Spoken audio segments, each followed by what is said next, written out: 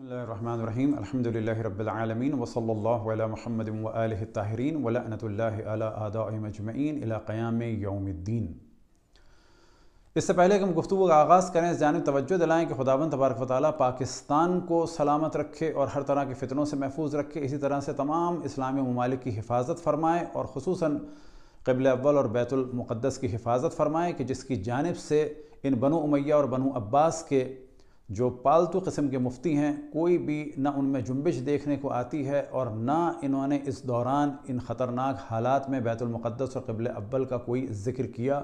और ये जो हालात इन्होंने पाकिस्तान के ख़राब किए हैं, दर हकीकत इसी बैतुल मुक़द्दस और क़िबला अव्वल और इनके आकाओं और बादशाहों, इन फासिकों फाजरों के दिफा के लिए और उनकी जानिब से तवज्जो हटाने के लिए ये हालात को ख़राब कर रहे हैं। तमाम मुसलमान फ़िरक़ों का एहतराम है, तमाम मुसलमान हमारे भाई हैं, हमारी जान है, खुसूसन अहले सुन्नत। और ये ज़हन में रखें कि ये जो जवाब हम दे रहे हैं, इस जवाब की मिसाल ये समझें कि अगर किसी के बारे में ये कह दिया, अगर किसी के बारे में आप ये समझते हो कि ये आपके माँ बाप और बहन भाई का कातिल है, तो ये क्लियर करना फितने के लिए नहीं है, बल्कि हालात को सही करने के लिए है। आम तौर पर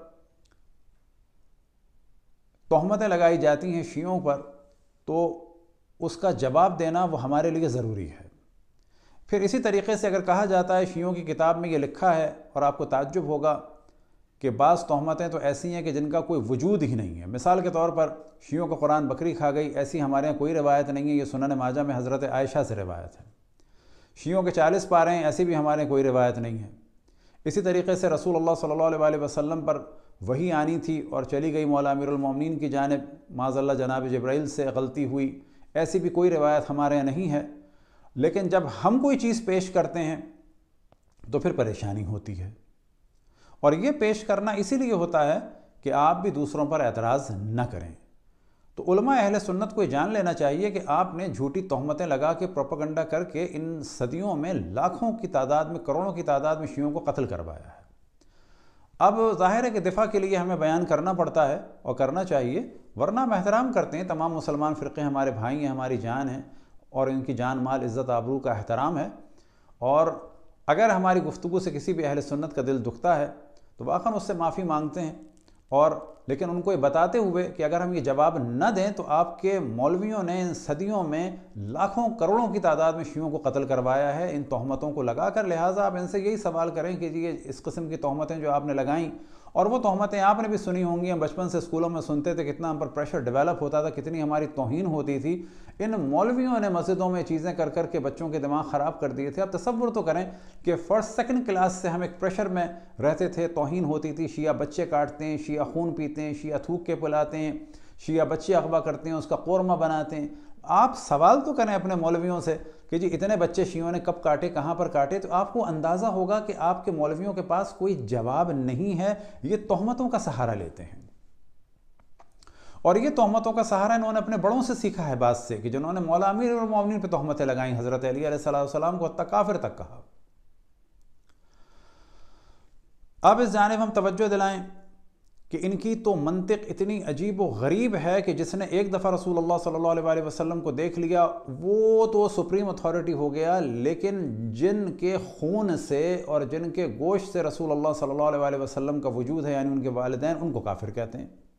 जबकि उनके वालिदैन क़त्अन मुसलमान थे। कौन से मुसलमान? हज़रत इब्राहीम की शरीयत पे थे। जब आप हज़रत अशरफुल अंबिया के वालिदैन को काफिर कहेंगे तो नतीजा क्या निकलता है कि इसका मतलब है खुद रसूलुल्लाह सल्लल्लाहु अलैहि वसल्लम माज़अल्लाह आपके हिसाब से कि काफिर पैदा हुए, नजिस पैदा हुए, मुशरिक पैदा हुए। नहीं, वो दीन इब्राहीम पर थे, वो दीन हनीफ पे थे, वो शरीयत हज़रत इब्राहीम पर थे सब।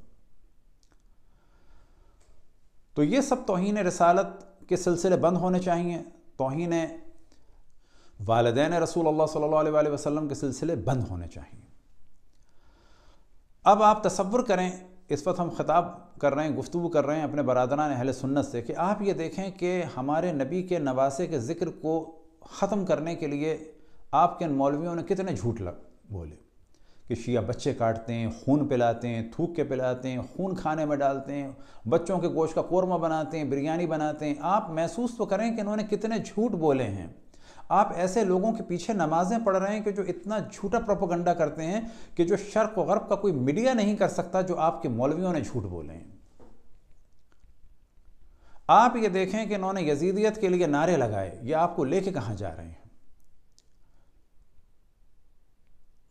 رسول اللہ صلی اللہ علیہ وسلم کے بعد اصحاب میں، امہات المومنین میں، اہل بیت میں جنگیں ہوئیں، جن میں سے جنگ جمل، جنگ صفین کافی ہے، اور واقع کربلا کہ جس میں رسول کے نواسے کو قتل کر کے سرطن سے جدا کر کے رسول کی نواسیوں کو اسیر کیا، اور آج آپ کے علماء کہتے ہیں شیعہ عزاداری کیوں کرتے ہیں؟ آپ عزاداری کے معنی ہے غم منانا۔ ہاں، غم میں ہم بعض چیزیں جو نکالتے ہیں وہ امام حسین پر جو ظلم ہوئے ان کے لیے کوئی سمبلز وغیرہ بناتے ہیں۔ آپ کے مولویوں نے فتویٰ دیا کہ ان کو دیکھنے سے نکاح ٹوٹ جاتا ہے، جبکہ فسق سے، فجور سے، شراب سے، زنا سے، اور خصوصاً جو ان کے مدرسوں میں چائلڈ ابیوز کا سلسلہ ہے اس سے نہیں نکاح ٹوٹتے۔ مسلمانوں کے رسول حضرت محمد مصطفیٰ صلی اللہ علیہ وآلہ وسلم کے نواسے کے ذکر اور نواسیوں کے ذکر اور مظلومیت سے نکاح ٹوٹ جاتے ہیں۔ آپ تصور تو کریں کہ ہمارے نبی حضرت محمد مصطفیٰ صلی اللہ علیہ وآلہ وسلم کے نواسے کے جلوسوں پر اور ان کی محفلوں پر یہ پتھراؤ کراتے ہیں۔ کیسے ہو سکتا ہے کوئی کسی کو نبی مانے اس کے نواسے سے اتنا بغض ہو، اس کی نواسیوں سے اتنا بغض ہو؟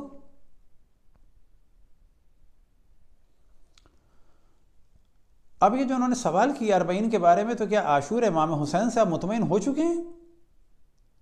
یاد رکھیں، ہمارے نبی کے نواسے کو کربلا میں قتل کیا، ہمارے نبی کی نواسیوں کو کربلا سے اسیر کیا۔ آج وہاں سے جو ذکر حسین شروع ہوا وہ ساری دنیا میں پھیل چکا ہے۔ ان کو اسیر کر کے لایا گیا تھا دمشق میں فاسق و فاجر اور زانی و شرابی اور بندر و کتوں سے کھیلنے والے یزید کے دربار میں، کہ جس کے باپ دادا رسول آل رسول سے جنگیں کرتے رہے، مولا امیر المومنین سے جنگیں کی، قتل عام کا بازار گرم کیا، اصحاب کو قتل کیا۔ آج آپ کے خلفائے بنو امیہ کی قبروں کو کھودا آپ کے دوسرے خلفاء بنو عباس نے، اور کوئی قبر ان کی باقی نہیں رہی، لیکن آج وہاں پر ہمارے نبی کی نواسی کی قبر ہے، ہمارے نبی کے نواسے کی بیٹی کی قبر ہے، ہمارے نبی کے نواسے حسین کے اس بیٹے کی قبر ہے کہ جس کا نام ہے مشہد السخت اس جگہ کا، اور بیٹے کا نام تھا محسن کہ جو ابھی پیدا بھی نہیں ہوئے تھے، ماں کے شکم سے ساقط ہو گئے تھے، اس کی قبر ہے۔ لیکن یزید کی اور اس کے باپ کی قبریں نہیں ہیں۔ کیوں؟ کہ آپ ہی کے خلفائے بنو عباس نے جب پاور میں آئے تو بنو امیہ کی قبروں کو کھودا اور جو ملا اس کو جلا دیا۔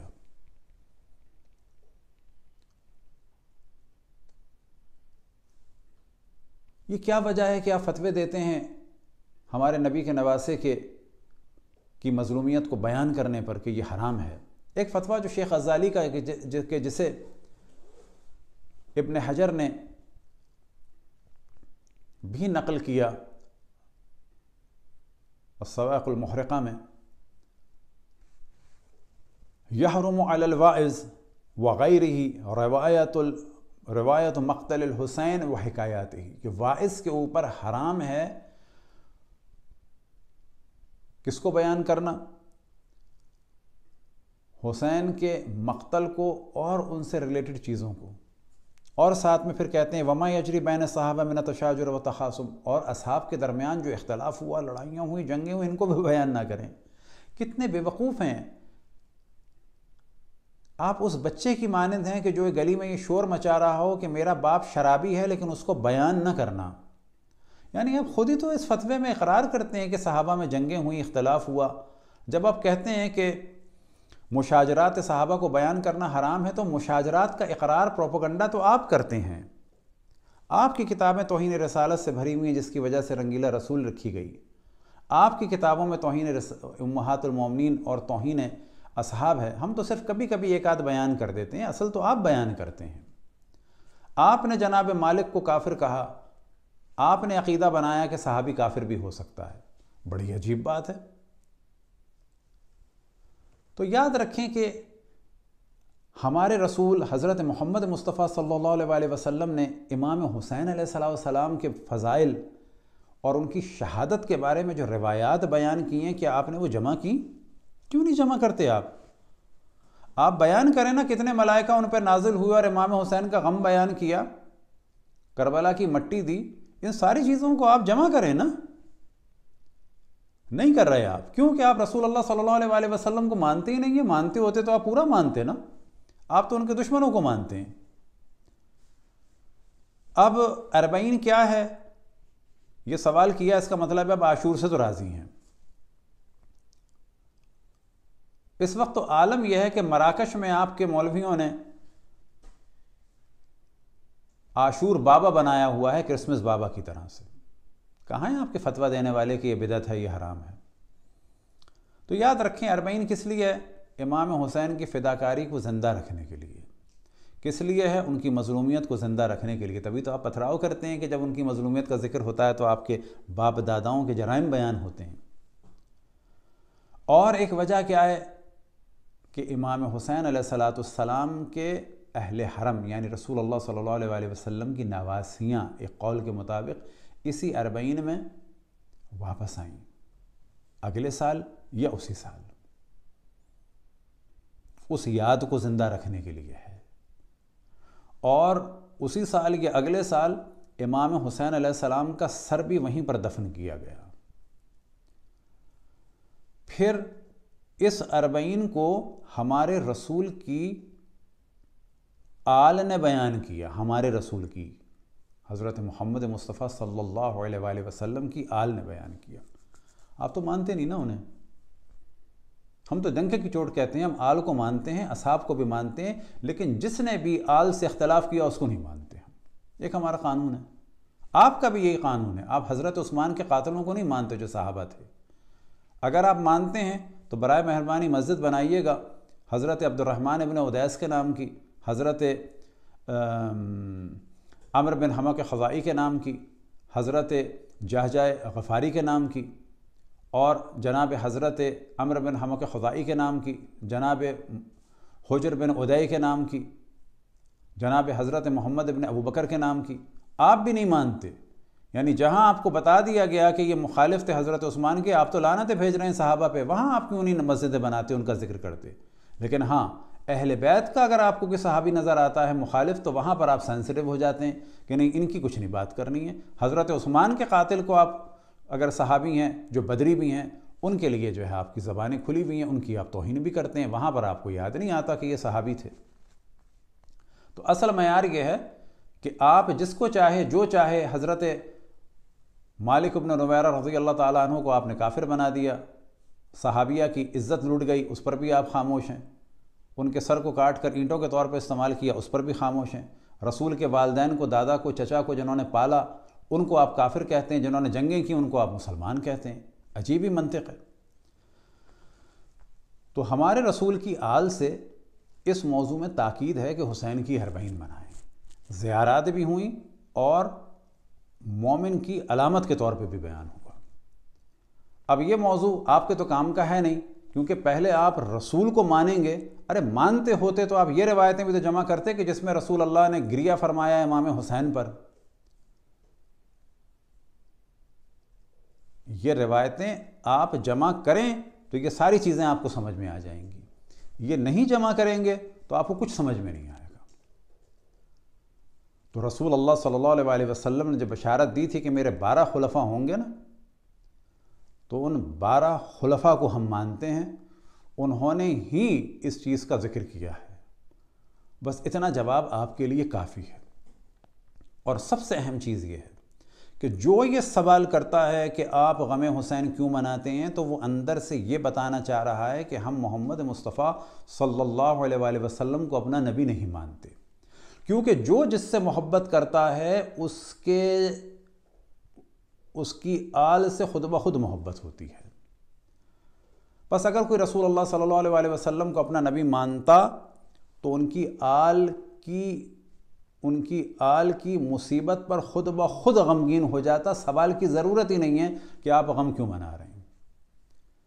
آپ کا پتھراؤ کرنا بتا رہا ہے، آپ کا جلوسوں کو روکنا بتا رہا ہے، آپ کے شیعوں کے جلوسوں میں جانے سے روکنے کے لیے تہمتیں بتا رہی ہیں کہ آپ رسول اللہ صلی اللہ علیہ وسلم سے اور ان کی آل سے محبت نہیں کرتے۔ ہم دعا گو ہیں کہ آپ رحمت للعالمین کو مانیں، ان کتابوں کے ذریعے سے نہیں کہ جن کے ذریعے سے انڈیا میں رنگیلا رسول لکھی گئی۔ آپ کا پرابلم ہی یہی ہے کہ آپ نے رسول اللہ صلی اللہ علیہ وسلم کو بھی نہیں سمجھا ہے۔ آپ رسول کی آل کو مانیں کہ جن کے اوپر صلوات بھیجے بغیر نماز نہیں ہوتی، یہ مسئلہ حل ہوگا تو خود بخود امام حسین کی عزاداری بھی سمجھ میں آئے گی، حضرت زینب کی عزاداری بھی سمجھ میں آئے گی، اور پھر یہ جو آپ حسن اور حسین اور زینب اور ام کلثوم اور علی اور عباس نامی لوگوں کو قتل کرتے ہیں نا، یہ بھی ختم ہو جائے گا۔ کیوں؟ آپ کا دل نرم ہوگا کہ یہ محمد مصطفیٰ صلی اللہ علیہ وآلہ وسلم کے اہل بیت کا نام لینے والے ہیں۔ آپ کے یہاں یہ نام ہی نہیں ملتے، آپ تو دشمنان رسول اور آل رسول کے نام رکھ رہے ہیں۔ آپ نے تو کوئی اہل بیت کے نام کا کلچر نہیں بنایا، آپ ان کے نام رکھ رہے ہیں کہ جو ہمیشہ رسول اللہ سے جنگیں کرتے رہے۔ اور سب سے افسوس کی بات ہے آج آپ نعرہ لگا رہے ہیں جو خلفاء کو نہ مانے وہ کافر ہے۔ تو کیا حضرت عائشہ نے جو جنگ کی تھی حضرت علی سے تو وہ خلیفہ مان کے کی تھی؟ جب معاویہ نے جنگ کی تھی حضرت علی سے تو خلیفہ مان کے کی تھی؟ جب پانچویں آپ کے خلیفہ امام حسن کے مقابلے میں معاویہ نے فوج تیار کی تھی تو خلیفہ مان کے کی تھی؟ تو کیوں ایسی باتیں کرتے ہیں کہ آپ کی قوم آپ کے خلاف ہو جائے گی عنقریب؟ مدرسوں میں تو جو آپ کر رہے ہیں چائلڈ ابیوز وغیرہ، اس کی وجہ سے تو قوم آپ سے ویسے ہی دور ہو گئی ہے۔ کیا یہ کافی نہیں ہے کہ آپ کی قوم اپنے بچوں کو آپ کے یہاں بھیجنے کو تیار نہیں ہے؟ تو ایسے ہی لوگ آپ کے خلاف نہیں ہیں، آپ کی حرکتوں کی، آپ کے قتل عام اور آپ کے ظلم اور بربریت کی وجہ سے، اور آج آپ کی قوم بیدار ہو چکی ہے الحمدللہ ہمارے اہل سنت، وہ آپ سے سوال کریں گے کہ بتاؤ کتنے بچے غائب ہوئے، کتنوں کا قورمہ بنا؟ یہ سوال کرنا چاہیے ان جاہل قسم کے لوگوں سے۔ دعا ہے کہ خداوند تبارک و تعالیٰ آپ کو رحمت للعالمین کو سمجھنے کی توفیق عطا فرمائے، لیکن صحائے ستہ سے نہیں، اہل بیت کے ذریعے سے، اور ساتھ میں اہل بیت کی معرفت عطا فرمائے، تھوڑی سی محبت عطا فرمائے، تو خود بخود آپ کو سمجھ میں آئے گا کہ جب محمد مصطفیٰ سے محبت ہوگی صلی اللہ علیہ وآلہ وسلم سے، تو ان کی آل کے لیے خود بخود دل جلے گا، اور ان کی آل کے دشمنوں سے خود بخود نفرت ہوگی۔ وصلی اللہ علی محمد وآلہ الطاہرین ولعنت اللہ علی اعدائہم اجمعین الی قیام یوم الدین۔